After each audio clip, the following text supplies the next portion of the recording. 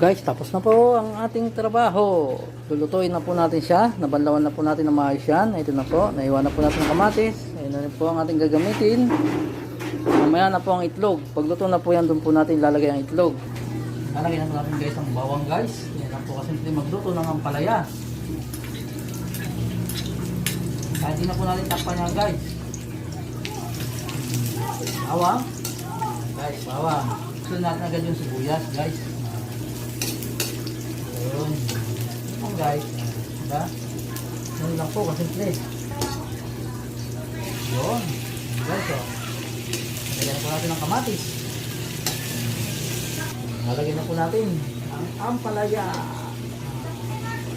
Siyempre. Ayun guys, halin na po natin ng konti guys. Ayun.